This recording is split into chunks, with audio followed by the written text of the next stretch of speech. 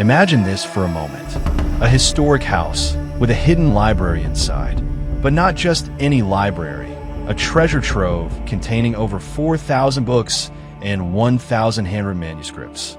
And among them, a mysterious manuscript said to be written by angels in heaven.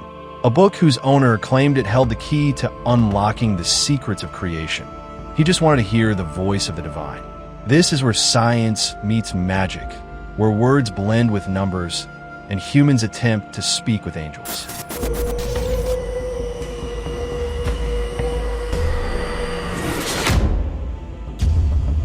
This is the story of Dr. John Dee, his obsession with the Book of Soyga, and the language said to have descended from heaven itself. Let's begin with a quick introduction to John Dee, a true Renaissance genius, mathematician, astronomer, alchemist, and trusted advisor to Queen Elizabeth I. Born July 13, 1527 in London, Dee was one of those rare minds who couldn't be labeled. Part scientist, part sorcerer, part mystic. Between 1583 and 1589, in his home at Mortlake, he built the largest private library in Europe. Over 4,000 volumes, many filled with obscure and esoteric knowledge. But Dee was seeking something beyond books, a union between science, religion, and magic. He believed that words and numbers could unlock the gates of creation. Among all the books in his library, one stood out. The Book of Soyga, also known as Alderea, a cryptic 16th century Latin manuscript on demonology and occult sciences. Filled with angelic names, invocations, and 36 encrypted tables made up of 40,000 seemingly random letters. But they weren't random. Not to John Dee. Historians estimate it was written between 1540 and 1560, roughly Dee's own era. Its structure and language aligned with the magical and alchemical texts of that time. The author? Completely unknown. Nowhere in the manuscript is a name mentioned. Even Dee himself had no idea who wrote it. He once asked the angels during one of his spiritual sessions who the author was. The answer? The book was written in heaven. Only Michael can understand it. That Michael, yes, the archangel from Abrahamic religions. The content of the Book of Soyga is a strange mix of occult magic and angelology, protective spells and invocations, encrypted formulas and coded messages, and those famous mathematical tables, 36 of them. There are even references to astronomy and alchemy, blending Jewish mysticism, Kabbalah, numerology, and ceremonial magic. But despite his intellect, Dee never cracked the code. After his death, the book vanished, only to resurface in the British Library in 1994. Let's talk about Dee's early attempts at decoding it. He tried everything. Letter charts, reversal codes, numeric systems, nothing worked. So, he turned to something beyond reason. Contacting angels.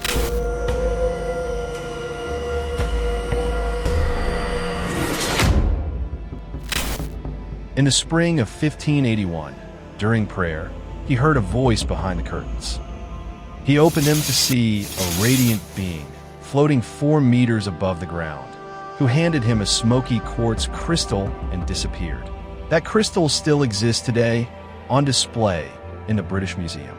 From that moment on, Dee began recording every spiritual encounter in detail.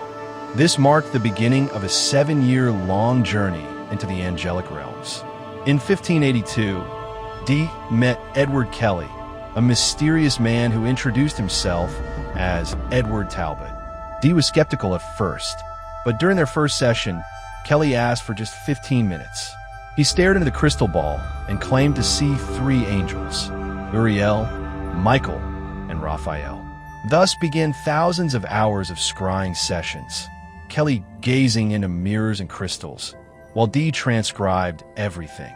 In one of their early sessions, Uriel told them that the Book of Soyga was revealed to Adam in paradise, and only Michael could unlock its secrets. Dee's entry on March 10, 1582 reads, Edward Talbot came to my house, eager to demonstrate a spiritual working. After 15 minutes of prayer and focus, he saw an angel. Uriel appeared, alongside Michael and Raphael. Uriel revealed a special sigil we later named the Seal of Truth and instructed us to use it as the foundation for our future sessions. A month later, Dee wrote, "Today, Kelly claimed the angels showed him a great book, its pages entirely filled with square tables. We've tried for over 13 months to copy these pages, but are continually interrupted. The angels have their own agendas, and they don't wait for us. And that brings us to something even stranger. The birth of a language, Enochian. Let's take a moment to understand Edward Kelly better. A self-proclaimed seer and alchemist, Kelly believed he could see angels and spirits in a mirror. He also claimed to possess the secret to turning base metals into gold, and even the Philosopher's Stone. But what truly captivated Dee was the language. Kelly said that during their scrying sessions, the angels dictated to him a divine language, which he first called Angelical, now known as Enochian. Dee believed it was proof that their communication with angels was real. The original language spoken by Adam, a key to summoning powerful celestial beings who could reveal the mysteries of creation. Some modern scholars suspect Kelly may have invented the language, but its structure and coherence are astonishing.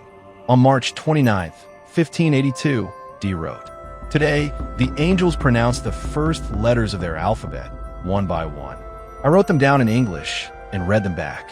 The goal was to fill a 49 by 49 table, each square containing a word, each line a divine sentence. After 2 lines, I asked for a simpler method. The angel became upset and left. 3 days later, the angels returned with a complete table.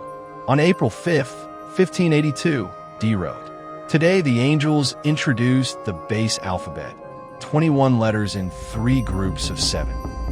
They said this would be the foundation of all Enochian prayers and future tables.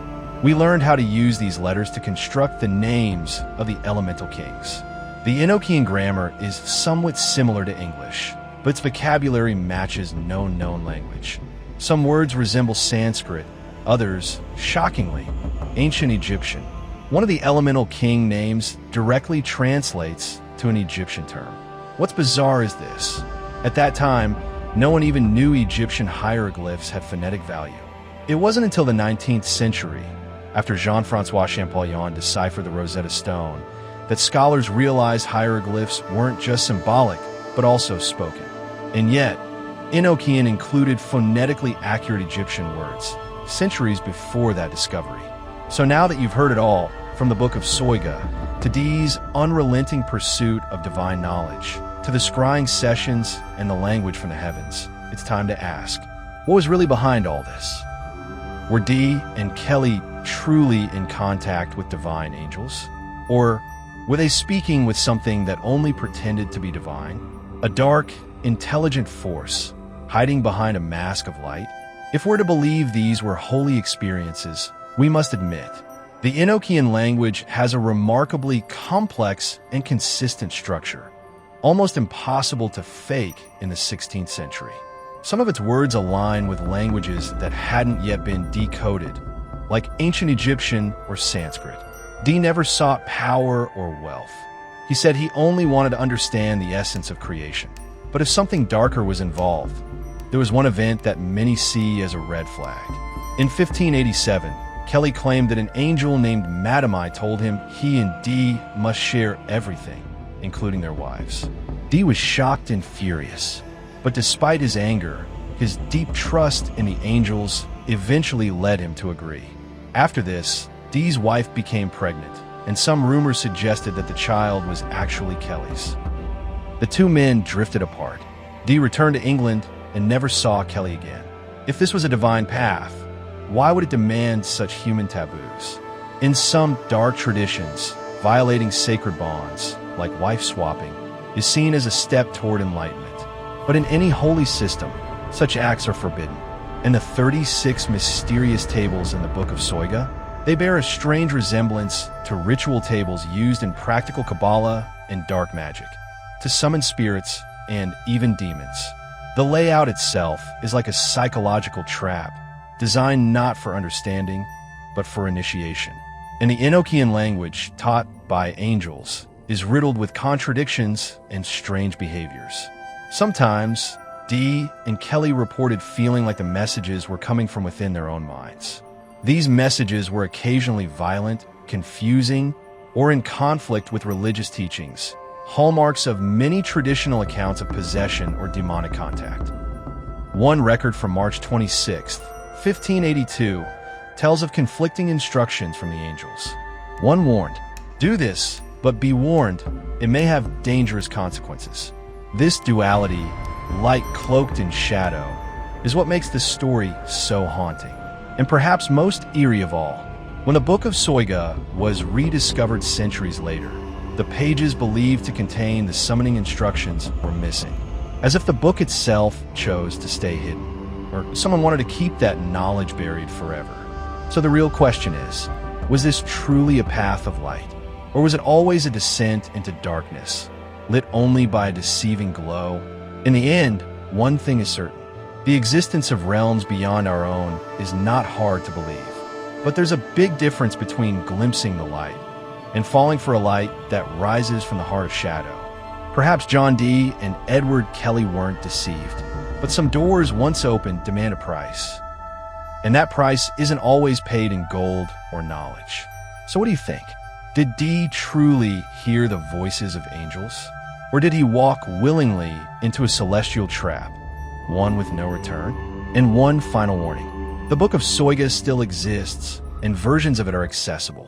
But unless you truly understand what you're dealing with, it's best to keep your distance. Some texts aren't just dangerous to read. Even seeing them might be more than your soul bargained for. That's why in this video, we chose not to show the original tables or magical diagrams in detail. If you'd like to take another journey into myths or unsolved mysteries in our next episode, leave a comment and let us know. And remember, the brighter the light, the deeper the shadow.